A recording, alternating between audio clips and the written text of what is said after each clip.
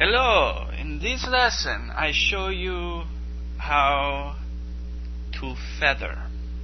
So you thought feather was a noun, which it is, but it can also be used as a verb. To feather something. See, there is a feather, and then you can actually feather something. I'll show you what that is. Now, if you've ever been to the barber or a salon or something like that, some sort of a facility where they cut hair, if you tell them to feather your hair, what does that mean? I want the sides feathered. See, it is a blending or a fading effect. I gave it away, see? Couldn't withhold the information. It just comes out. We are going to feather part of a photo. And you see this effect done a lot. Rather than having a sharp edge to the photo, sometimes you'll see a nice, soft, blended edge. And you can decide how big, how much of a blend you want, whether you want it to blend very quickly or make it a really long blend. It's totally up to you. But I shall show you one way to do that. So,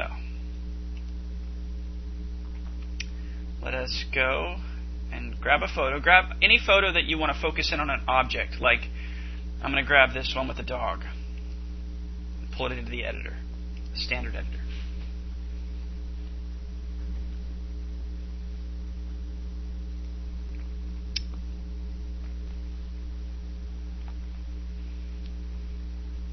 Alright.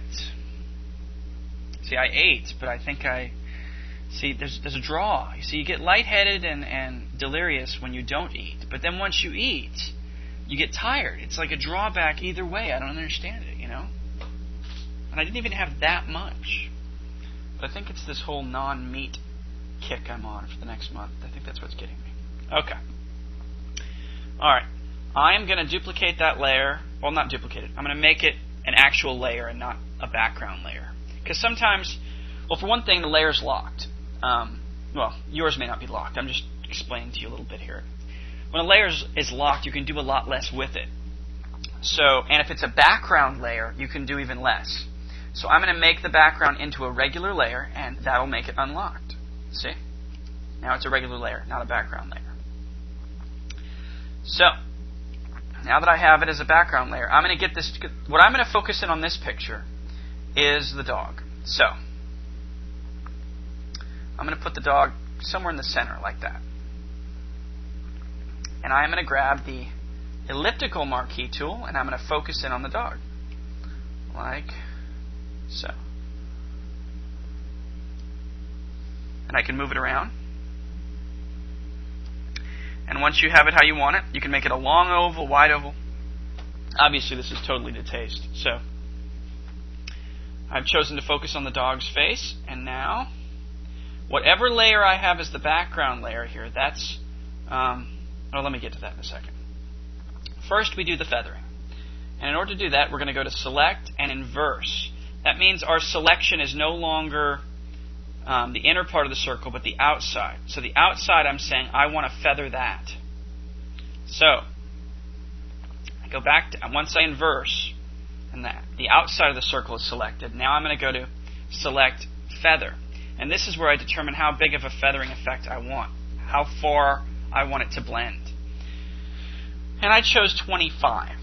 You can experiment with other radius sizes, and it's totally going to depend on, it's going to completely depend on your project. So notice what this does. When you hit OK, you can't see any visible change. But as soon as you hit Delete, which will, it'll become visible. Watch. See? Now that I hit Delete,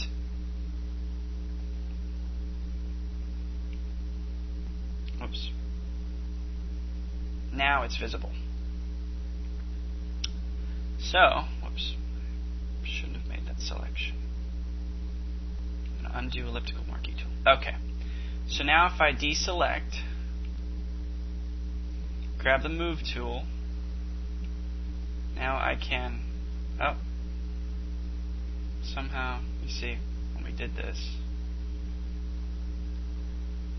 we just moved the rest of the picture down here so it didn't actually get deleted.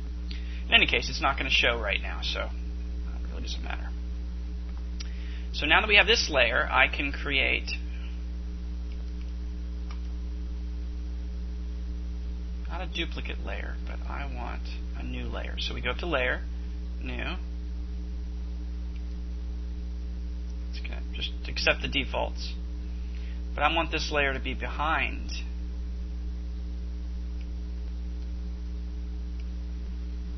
the dog. So now when I color this layer,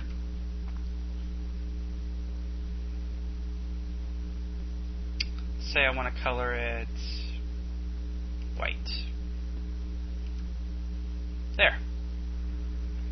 So I'm sure you've seen something similar to this where you could put several photos, like picture the dog, some other things, and they're faded out like that.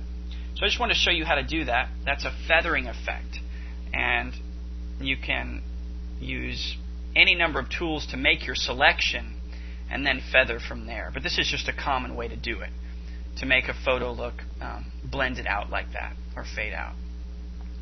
So obviously you can make the background, or whatever color it's fading into, anything you want.